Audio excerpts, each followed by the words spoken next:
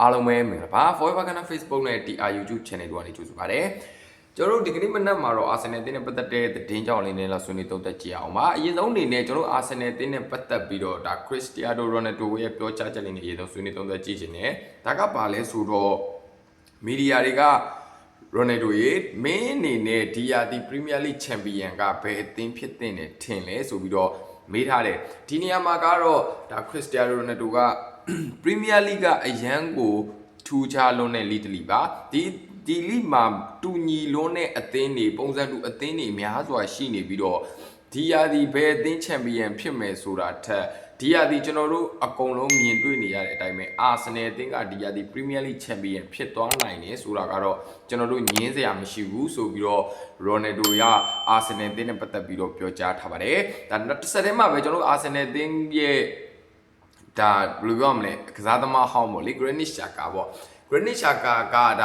ါသူ့ကို interview တွေကမေးထားတယ်မင်းအနေနဲ့ဒါ Arsenal အသင်းနဲ့ Sunderland ပွဲစဉ်ပြန်ရင်ဆိုင်မှုရှိတယ်ဒါဒီပွဲစဉ်နဲ့ပတ်သက်ပြီးမင်းအနေနဲ့ဘယ်လိုမျိုးဒါစိတ်ခံစားချက်တွေဖြစ်နေလဲမင်းအနေနဲ့ဘယ်လိုမျိုးထင်မိလဲဆိုပြီးတော့ဒါမေးထားတယ်ဒီနေရာမှာတော့ Granit Xhaka ကArsenal ကကျွန်တော်ရင်ပတ်ထဲကအသင်းတစ်သင်းမှာဒီအသင်းနဲ့ပတ်သက်ပြီးတော့ကျွန်တော်ဘယ်တော့မှမေ့သွားမှာမဟုတ်ဘူးဒီအသင်းကကျွန်တော်ဘဝကိုအများကြီးပြောင်းလဲပြီးလုပ်ပေးခဲ့တဲ့အသင်းတစ်သင်းဖြစ်ပြီးတော့ဒီအသင်းကိုကျွန်တော်ရင်ပတ်ထဲမှာအမြဲတမ်းရှိနေမှာဒီအသင်းနဲ့ကျွန်တော်ပြန်လဲရင်ဆိုင်ရမယ့်ပွဲစဉ်ကကျွန်တော်တော်အရန်ကိုခက်ခဲတဲ့ပွဲစဉ်တစ်ပွဲဖြစ်မယ်ဆိုတာတေးကြနေပြီးတော့ဒီအသင်းနဲ့ပြန်လဲရင်ဆိုင်ရမှာတကယ့်ကိုကြီးမားတဲ့စိန်ခေါ်မှုတစ်ခုပဲဆိုပြီးတော့ဒါ Granit Xhaka ကပြောကြားထားတယ်နောက်တဲ့သတင်းတစ်ပုဒ်အနေနဲ့ကျွန်တော်တို့ Arsenal အသင်းကဒါပြီးခဲ့တဲ့ဈေးကွက်တုံးကလည်းစိတ်ဝင်စားခဲ့တယ်ကျွန်တော်တို့ခေါ်ယူတော့မလို့နုံနဲ့ဖြစ်လာတဲ့ဒါကစားသမားတယောက်အကြောင်းကျွန်တော်အနေနဲ့ဆွေးနွေးသုံးသပ်သွားခြင်းနဲ့ဒါလာမဲ့အခုပြောင်းရွှေ့ဈေးကွက်မှာကျွန်တော်တို့ Arsenal အသင်းကဒါဘယ်ချမ်းတောင်မှတိုက်စစ်ကစားသမားအတွက်ဒါပြစ်မှတ်များစွာရှိတယ်ဒီပြစ်မှတ်ထဲမှာကျွန်တော်တို့ဒါပြီးခဲ့တဲ့ဒါပြောင်းရွှေ့ဈေးကွက်တုံးကစိတ်ဝင်စားခဲ့တဲ့ Rodrigo လည်းပါဝင်နေတယ်ဗောလေဒါဒီကစားသမားနဲ့ပတ်သက်ပြီးတော့ဒါဒီကနေ့မနေ့သတင်းတွေရဲ့ဖော်ပြချက်အရာRodrigo ကဒါဇာဗီအလွန်ဆိုရဲ့ဒါတကယ်တမ်းလိုအပ်တဲ့ကစားသမားတွေကတယောက်ဖြစ်နေတာဖြစ်သည့်တိုင်အောင် Rodrigo ကပွဲကစားချိန်တွေများစွာလိုအချင်တာဖြစ်တဲ့အတွက်သူ့အနေနဲ့ဒါဒီလာမဲ့အပြောင်းရွှေ့ဈေးကွက်မှာဇန်နဝါရီပြောင်းရွှေ့ဈေးကွက်မှာအသင်းကနေထွက်ခွာသွားပွဲရှိတယ်ဆိုပြီးတော့သတင်းမီဒီယာတွေကဖော်ပြထားတယ်ဒီနေရာမှာတော့ Rodrigo ကိုစိတ်ဝင်စားနေတဲ့အသင်းတွေမှာကျွန်တော်တို့ Arsenal အသင်းပါဝင်ဒါ Tottenham Hotspur ကလည်းဒါဒီကစားသမားနဲ့ပတ်သက်ပြီးတော့ဒါစိတ်ဝင်စားလျက်ရှိတယ်ဆိုပြီးတော့သတင်းမီဒီယာတွေကဖော်ပြထားတယ်နောက်တဲ့သတင်းတစ်ပုဒ်အနေနဲ့ကျွန်တော်တို့ Arsenal အသင်းကဒါလာမယ့်ပြောင်းရွှေ့ဇန်နဝါရီပြောင်းရွှေ့ဈေးကွက်မှာဒါဘယ်ချမ်းတောင်မှန်တိုက်စစ်အတွက် Rafaelio ကလည်း Arsenal ရဲ့ radar ထဲမှာပါဝင်နေစေဖြစ်တယ်ဆိုပြီးတော့ Arsenal နဲ့နှီးစပ်တဲ့သတင်းဌာနတွေကဖော်ပြထားပါတယ်အဲ့တော့ကျွန်တော်တို့ Arsenal အသင်းနဲ့ပတ်သက်ပြီးတော့ဒါဘယ်လိုပြောမလဲလာမယ့်ပြောင်းရွှေ့ဈေးကွက်မှာခေါ်ယူမဲ့ကစားသမားတွေကများစွာတော့ဒါသတင်းတွေအမျိုးမျိုးတက်နေကြတယ်ဒါဒီနေရာမှာ Rodrigo ဆိုလို့ရှိရင်ကျွန်တော် Arsenal အသင်းကပြီးခဲ့တဲ့ပြောင်းရွှေ့ဈေးကွက်မှာတွေကဒီကစားသမားနဲ့ပတ်သက်ပြီးတော့ဒါဘယ်လိုပြောမလဲစိတ်ဝင်စားမှုတွေများစွာရှိခဲ့တာဒါပေမဲ့ဒီကစားသမားရဲ့လာစာနဲ့ဒါဒီကစားသမားကိုပေးရမယ့်ပြောင်းရွှေ့ကြီးကအရန်ကိုမြင့်မားတာဖြစ်တဲ့အတွက်ကျွန်တော် Arsenal အသင်းအနေနဲ့ခေါ်ယူသွားမယ်ထင်တာကျွန်တော်တယောက်အမြင်ကိုပြောပါဆိုလို့ရှိရင်တော့ဒါကျွန်တော်ညီကိုတွေတော့ဘယ်လိုထင်လဲမသိဘူးကျွန်တော်အနေနဲ့ကတော့ခေါ်မယ်မထင်ဘူးဘာလို့လဲဆို Rodrigo ရဲ့ဒါလာစာရဲ့ Rodrigo ကိုပေးရမယ့်ပြောင်းရွှေ့ကြီးရဲ့က Arsenal အသင်းတို့ငွေသုံးနိုင်တာဖြစ်သည့်တိုင်အောင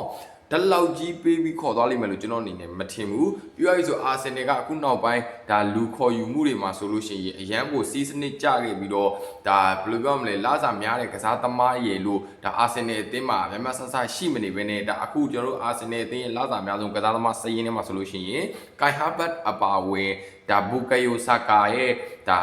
ါလာစာပြင်ဘယ်လာစာမှာပို့နေတာမျိုးမရှိဘူးအရင်များနေတာမျိုးမရှိဘူးတကယ်လို့Rodrigo ကိုခေါ်မယ်ဆိုလို့ရှိရင် Rodrigo ကအသင်းကိုစရောက်ထဲကသူ့ရဲ့လာစာကဒါအသင်းမှာလာစာအများဆုံးပါဆိုတဲ့ Kai Havertz ထက်ကိုပိုသွားပြီးတော့တနည်းအားဖြင့် Bukayo Saka ထက်တောင်လာစာတွေပိုများကောင်းများနေနိုင်တာဖြစ်တဲ့အတွက်ကျွန်တော်အမြင်ကိုပြောပါဆိုလို့ရှိရင်တော့ Rodrigo ကိုခေါ်ယူဖို့အတွက်ကတော့ Arsenal အသင်းအနေနဲ့ဒါလုံးဝမဖြစ်နိုင်ဘူးလို့ကျွန်တော်အနေနဲ့ထင်မိတယ်ဒါပြီးသွားပြီဆိုလို့ရှိရင်ပြောင်းရွှေ့ကြည့်ပေးနိုင်တာဖြစ်သည့်တိုင်အောင်ဒါ Rodrigo က Arsenal ကိုလိုလာလာရှိနေမှသာလျှင်ဒါဒီဟာကဖြစ်နိုင်ခြေရာခိုင်နှုန်းအရန်နေတဲ့အတိုင်းအတာတစ်ခုထိရှိတယ်ဆိုပြီးတော့ကျွန်တော်အနေနဲ့ကတော့မြင်မိတယ် โอเคပါနောက်ထပ် Rafaelio ကတော့ဘယ်လိုပြောမလဲဖြစ်ကောင်းဖြစ်သွားနိုင်တယ်ဗောလေဒါကျွန်တော်အနေနဲ့ဒါဒီကစားသမားနဲ့ပတ်သက်ပြီးတော့ကျွန်တော်အနေနဲ့ဒါထဲထဲဝင်တော့ကျွန်တော်အနေနဲ့လေ့လာထားမျိုးမရှိဘူးဒါပေမဲ့ Arsenal အသင်းစိတ်ဝင်စားမယ်ဆိုလို့ရှိရင်ဘာမှမဆိုဖြစ်သွားနိုင်တဲ့အနေထားတစ်ခုမှတော့ရှိတယ်โอเคပါနောက်ထပ်သတင်းတစ်ပုဒ်အနေနဲ့ကျွန်တော်တို့ Arsenal အသင်းရဲ့တိုက်စစ်မှုဟောင်းဗောလေဒါ Gabriel Jesus ဗောGabriel Jesus ကဒဏ်ရာကနေပြန်လည်တက်တာလာရင် Arsenal အသင်းမှာပဲဆက်ကစားသွားခြင်းနဲ့စာချုပ်တန်ကုန်တဲ့အထိဆက်ရှိသွားခြင်းနေတာဖြစ်သည့်တိုင်အောင်ဒီကစားသမားကို Arsenal ကရောင်းချဖို့အတွက်100%သေးချသွားပြီဆိုပြီးတော့ဒါသတင်းမီဒီယာတွေကဖော်ပြထားတယ်ဒီနေရာမှာကျွန်တော်တို့ Arsenal အသင်းကGabriel Jesus ကိုဗောလေဒါစိတ်ဝင်စားနေတဲ့အသင်းတွေများစွာရှိတယ်ဒါက Premier League ထဲမှာဆိုလို့ရှိရင် Wickham တို့ Everton တို့ဒါ Bournemouth တို့ဒါဒီလိုအသင်းမျိုးတွေကကျွန်တော်တို့အသင်းရပါလေဒါ Gabriel Jesus နဲ့ပတ်သက်ပြီးတော့ဒါစိတ်ဝင်စားတယ်ဆိုပြီးတော့သတင်းနေရာဖော်ပြထားတယ်ဒီလာမယ့်ဇန်နဝါရီပြောင်းရွှေ့ဈေးကွက်မှာဆိုဒီကစားသမားနဲ့ပတ်သက်ပြီးတော့ Arsenal အသင်းနဲ့တူတူဒါထဲထဲဝင်ဆွေးနွေးသွားဖို့ရှိတယ်ဆိုပြီးတော့သတင်းမီဒီယာတွေကဖော်ပြထားတယ်ဒီနေရာမှာကျွန်တော်တို့ Arsenal အသင်းကဒါဘုံမောက်အသင်းရဲ့ဒါစိတ်ဝင်စားမှုကိုတော့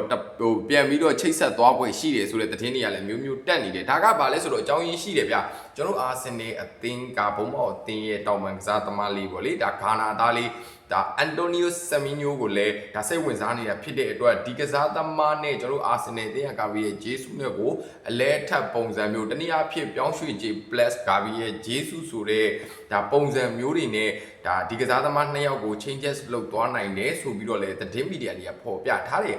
ဘယ်လိုထင်လဲဗျဒါအန်တိုနီယိုဆမီညိုနဲ့ပတ်သက်ပြီးတော့ကျွန်တော်တို့ဒီဆမီညိုနဲ့ပတ်သက်ပြီးတော့သတင်းတွေကဒါရှေ့မှာတွေကအများကြီးဒိုလောထွက်ခဲ့တာဗောလေဒါပေမဲ့ကျွန်တော်တို့ဆမင်းညိုးနဲ့ပတ်သက်ပြီးတော့ဆမင်းညိုးက Arsenal fan လေးဖြစ်တယ်ဗျာသိလားတချို့သတင်းဌာနတွေလည်းဖော်ပြချက်ရဆိုလာမယ့်ဇန်နဝါရီပြောင်းရွှေ့ဈေးကွက်မှာ Arsenal ကအန်တိုနီယိုဆမင်းညိုးကိုခေါ်ယူမယ်လုံးဝတည်တည်ချာချာဆိုတဲ့ဒါသတင်း report တွေကဖော်ပြထားတာမျိုးရှိတယ်အဲ့တော့ကျွန်တော်ညီကိုတွေရောဘယ်လိုထင်လဲဆမင်းညိုးလားရိုဒရီဂိုလားရာဖေလီယိုလား3ယောက်လုံးကတော့တကယ်ကိုဘယ်လိုပြောမလဲအတိုင်းတာတစ်ခုလောက်ထိဆိုတာတဲ့ကျွန်တော် Arsenal အသင်းရဲ့ဘယ်ချမ်းတောင်မှန်တိုက်စစ်ကိုနောက်တစ်ဆင့်မြင့်ပေးနိုင်လောက်တဲ့ quality မျိုးလို့ကျွန်တော်နေရာမြင်တယ်။ဒါလို့လဲဆိုလို့ရှိရင်ဒီကစားသမားတွေကတောင်မှန်မှာဒါဘယ်ချမ်းညာချမ်းတောင်မှန်နေမှာဒါအကောင်းဆုံးဒါကစားနိုင်တဲ့ကစားသမားတွေဒါပေမဲ့ရိုဒရီဂိုကတော့ဗျာပြောရမယ်ဆိုလို့ရှိရင်တော့ဒါကတော့နောက်တစ်ဆင့်ထက်ကိုနောက်တစ်ဆင့်ပေါ့သူကဘာလဲဆိုတော့သူ့အနေနဲ့ကဒါသူကစားနေတာက Real Madrid လို့အသင်းမျိုးမှာကစားနေတယ်သူအနေနဲ့ပြိုင်ပွဲတွေးကြုံများစွာရှိတယ်နော်အဲ့လိုမျိုးတွေရှိတယ်ပြောရဆိုလို့ရှိရင်အသင်းနဲ့အဝင်ခွင်ကြမှုကလည်းရှိမယ်လို့ကျွန်တော်အနေနဲ့ကတော့ထင်ပါတယ်ဒါပြောရဆိုလို့ရှိရင်အကောင်းဆုံးကတော့ဗျာကျွန်တော်အကြိုက်ဆုံးပြောပါဆိုလို့ရှိရင်တော့ကျွန်တော်ကတော့ဆမင်းမျိုးကိုအကြိုက်ဆုံးပါဘာလို့လဲဆို Premier League မှာအသားကျပြီးသားဗျာ Arsenal fan လည်းဖြစ်တယ်ဗျာသိလားရမ်းမိုက်တယ်အဲ့လိုကစားသမားမျိုးကိုကျွန်တော်ကတော့ကြိုက်တယ်ဗျာဒါကြောင့်ညီကိုတွေတော့ဘယ်လိုထင်လဲမသိဘူးโอเคပါဒါကတော့ဒီကနေ့မနက် Arsenal အသင်းနဲ့ပတ်သက်တဲ့သတင်းကြောင်းရလေးတွေပဲဖြစ်ပါတယ်ဒါကြောင့်ညီကိုတွေရောဘယ်လိုထင်လဲပဲကစားသမားကိုရောက်စေခြင်းလဲကောမှာဝင်အောင်မှတ်ချက်ပေးတော့လို့ရပါတယ်ခင်ဗျအားလုံးကျေးဇူးတင်ပါတယ်ကျွန်တော်သူတွေပါ